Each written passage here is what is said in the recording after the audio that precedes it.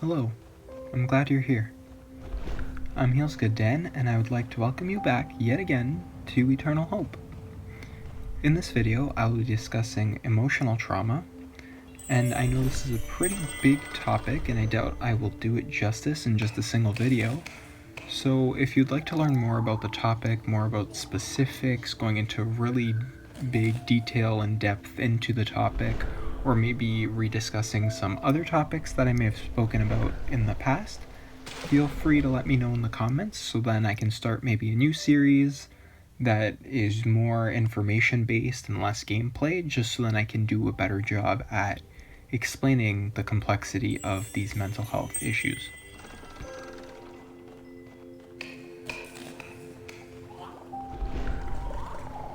It's an umbra.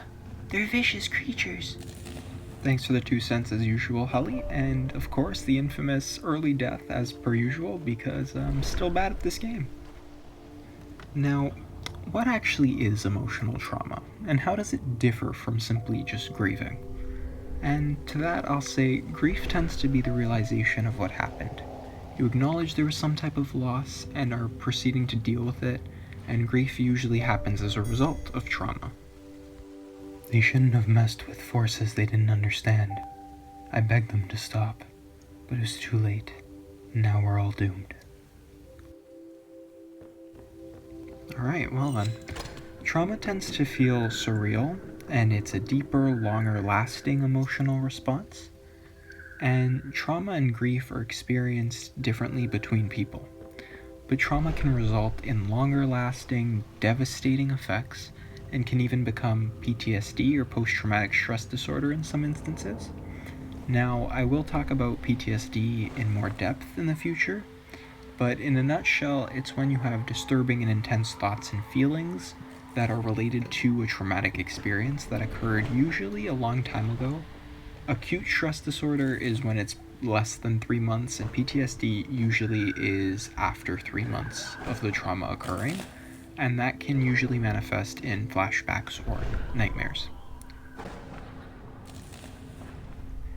And that is actually a nice segue into the signs and symptoms of experiencing emotional trauma, and one of the signs is actually having flashbacks. Now, just because you have a single flashback does not necessarily mean you have PTSD. I'm just going to say quickly, don't self-diagnose based on the signs and symptoms. And if you want to know more about that, there's a disclaimer in the description below. Some Anmus become insane after spending millennia living in a state of loneliness. Once they turn insane, they lose their masks and also their souls. That's what an umbra is. A soulless, corrupted Anmu. Sounds like a very traumatic experience, maybe an emotionally traumatic experience. How fitting. Now, there are many different types of flashbacks and different types of PTSD, and these depend on the person and their past experiences. They also go by many names, whether it's explicit, implicit, typical, emotional, etc. But the point is that I'm going to speak about 2 main types. One of them is a typical flashback, and the other one is emotional flashbacks. Typical flashbacks are where you could be reliving the experience anytime you close your eyes, anytime you go to sleep, or see something that relates to your trauma.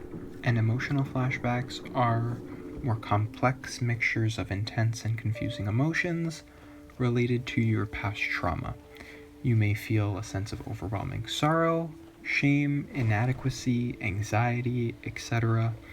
And this type can actually last a while, from hours to weeks, in some cases months or years. And just a quick summary to make things a little bit easier. Typical flashbacks, you see and re-enter the vivid experience, while in emotional flashbacks, you feel taken over by the experience. He's really close. I think we can catch him. Dude, what is with the pitfalls? You constantly just have these traps wherever you run, I swear. Oh god, dude, there's a thing behind me. Oh my. He just ate his head off and he just fell over. Jesus, that's morbid. Oh, wait, there's a cutscene. Ellie started acting strange. The truth was revealed in front of him.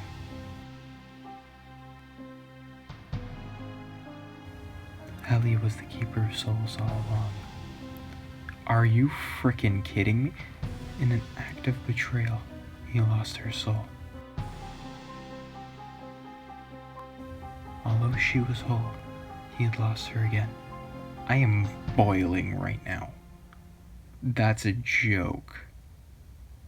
Chapter 10, Despair. Just take a breath. Take a breath. Act better than you feel. Yeah, no, screw it. I'm murdering that SOB. And no, I don't mean shortness of breath in this case.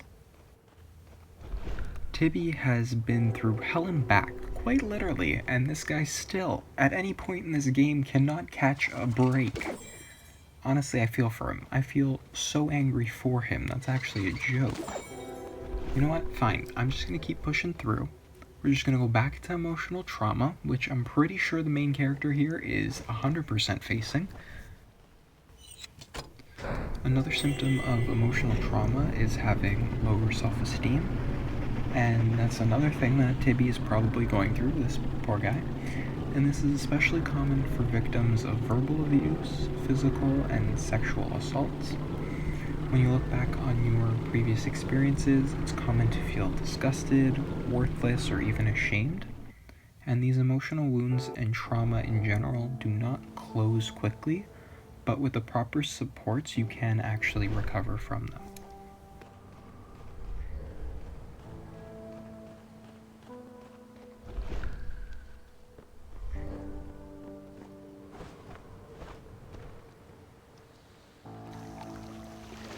I've been waiting for you, Tibby. I know he betrayed you. His real name is Heliel, Prince of the Shadow World. He is responsible for the extinction of your kind. But he wasn't always like that. The circumstances made him evil. He imprisoned me here, condemning me to spend eternity sailing this river. His temple is in the Shadow World, so you won't be able to take off your mask. There, in a guarded chamber, he keeps the only thing capable of defeating him. His own heart. Find and destroy it before it's too late. I'm gonna be honest, the voice acting's not amazing, but I'm trying.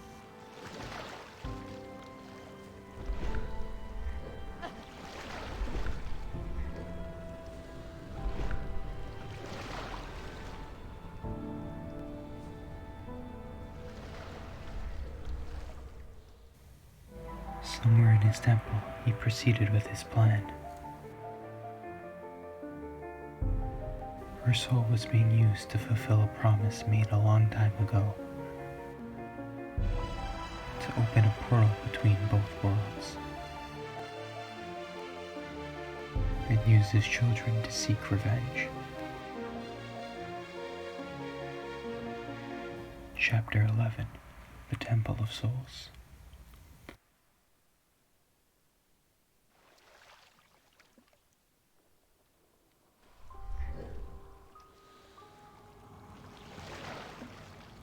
Another very short 2 chapters, so I'm going to continue on again. I don't know if this is the last chapter, but we will see. I just really hope this episode doesn't end up being an hour long.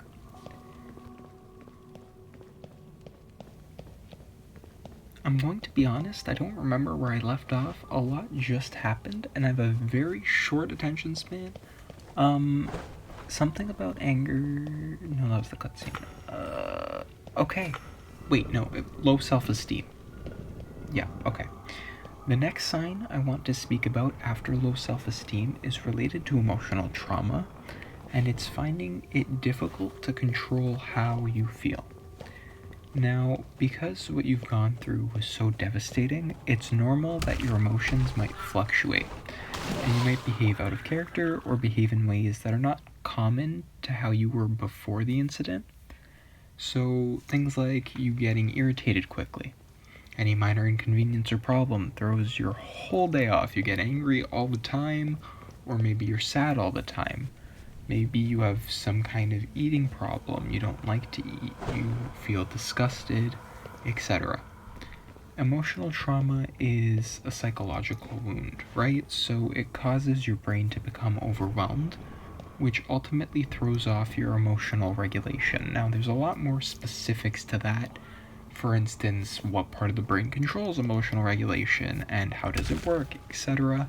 Again, I want to remind you, if you want to know even more and go more in depth, please let me know in the comments and I will do my best to make that information available to you.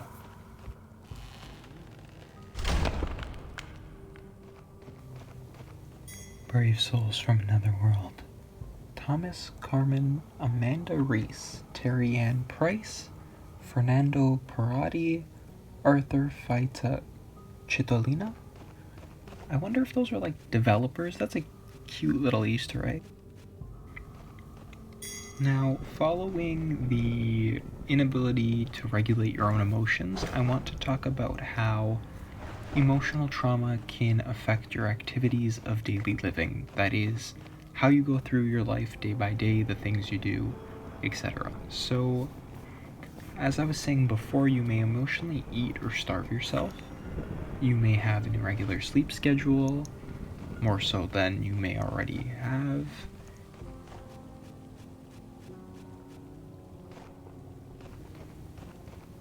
I see you found your way to my temple. I'm afraid you're too late.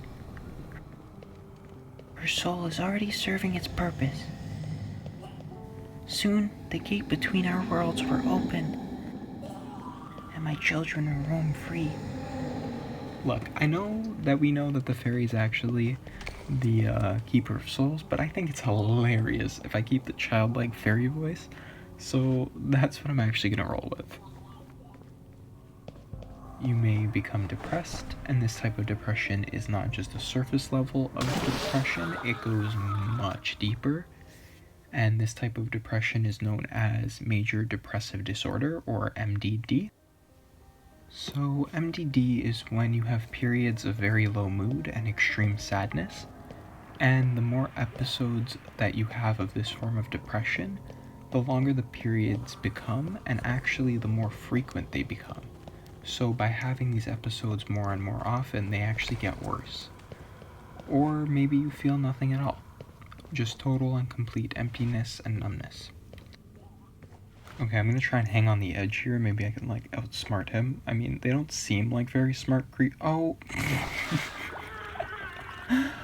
Alright, that was perfect. Okay, swing battering ram into the walls. Perfect, okay. And that's actually a good segue, because I would like to address now those walls that you just put up so high that you feel will keep everyone away from your heart because you are too afraid and too worried and too anxious that someone's going to re-traumatize you in the future, which is completely normal and understandable. You probably prefer to be alone. You like being alone. It's safe. It's comforting. The emotional trauma inflicted on you makes it difficult for you to trust people. Again, understandable. And that is completely normal. However, being alone for too long actually has its own share of problems. And being alone is a double-edged sword, mainly because isolation can wreak havoc on your mental health and actually cause a whole new array of psychological problems. Also, I want to address drug users that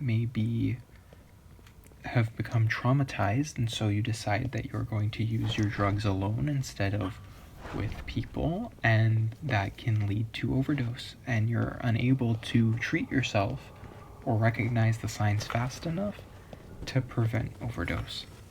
And that can be very scary, and that is a big problem right now in the drug community. Now, I know what you're thinking. If I suffer when I'm with people and I suffer when I'm alone, well, what the hell am I supposed to do then?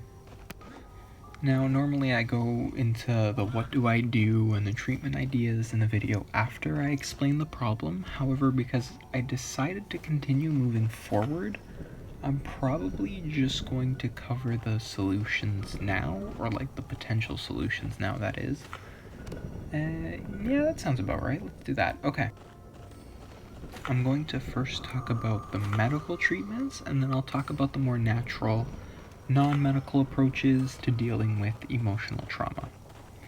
Now, the first treatment I want to talk about is a type of psychotherapy, and it's known as cognitive behavioral therapy, or CBT. Now, you're probably wondering, what is CBT? And CBT is essentially a long process of rewiring your brain and your emotions and your behaviors. It's actually the most studied technique in mental health right now. So how it works is you are monitored and recorded by healthcare professionals who have been trained in CBT during stressful or triggering situations. And this treatment can be applied for anyone really with any type of mental illness. It is very broad, so people with depression, anxiety, eating disorders, bipolar disorders, and a variety of other mental health problems. CBT reduces your emotional problems by, again, rewiring your brain. So you're teaching yourself to identify the distortions in your thinking. You're seeing thoughts as ideas rather than facts. And you're giving yourself a new perspective in how you see your emotional and mental problems. And ultimately, it's going to change your perspective and help you face your problems head on by rewiring how you see them. Now, there are requirements, and in the link in the description by the Center for Addiction and Mental Health, or CAMH, it'll bring you to their website where there's a variety of FAQs, additional information, treatment expectations, etc. If you are considering medical treatment, I encourage you to do some research and talk to your healthcare provider. The next medical intervention or treatment is medications. Now, medications are great to manage signs and symptoms and help you get through the day, but they do need an adjunctive or adjuvant or additional treatment in English in combination with them.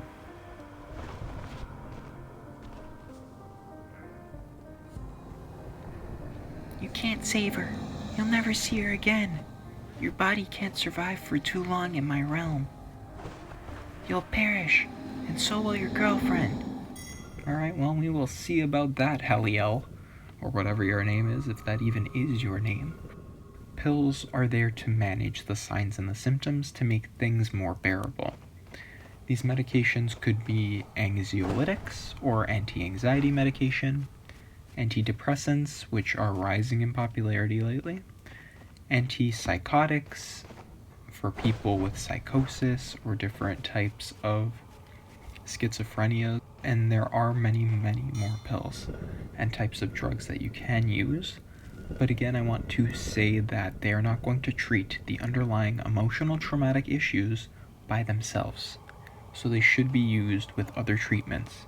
This could be psychotherapy, this could be self-help groups, and this can be like the cognitive behavioral therapy that I just spoke about, or again, therapy, etc.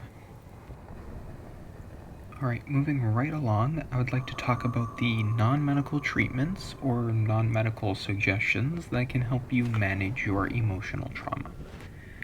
So my first suggestion, and probably the most important suggestion that I will give you today, is to recognize your signs and your triggers. So what makes the signs and symptoms worse? What makes them better? When do they usually happen? Maybe it could be at a specific time of day. Maybe it's more at night. Maybe it's during a thunderstorm, whatever that may be. Being aware of your triggers can help you avoid those situations and allow you to step back to use techniques and coping strategies until you are able to face them so you don't experience re-traumatization. Because commonly with people that suffer from emotional trauma or other types of trauma, experiencing something that makes them go through that trauma again can actually re-traumatize them. And that can make everything worse. It can reset the therapy time. It can reset all the progress that they might have made. So it's important that you know what your triggers are to prevent that from happening. The next tip is to accept what you cannot change. So something terrible may have happened to you, resulting in a traumatic experience. So it's understandable that you would be devastated and feel victimized. And you will have to grieve at your own pace. But I want to remind you that you have the power and the control to get the help that you need to overcome what has happened to you. But you must remember that what happened to you was not your fault and was most likely out of your own control. But you can take back your life now, and you can control how you handle the fallout on your own terms. Chapter 12, A Sight of Darkness. I guess it was ambitious to think that I could cover both what is emotional trauma and what the treatments would be in the same video without making it like an hour long. So I'm just going to end this video here, and I will continue with the tips for healing emotional trauma in the next video. If you enjoyed the video and thought it was informative, please feel free to like. If you did not like the content, feel free to dislike and leave a constructive comment. If you'd like to stick around for the future videos, please feel free to subscribe. There is power in each choice that you make. Stay safe, stay hopeful, you're worth it. And thank you for watching. Take care.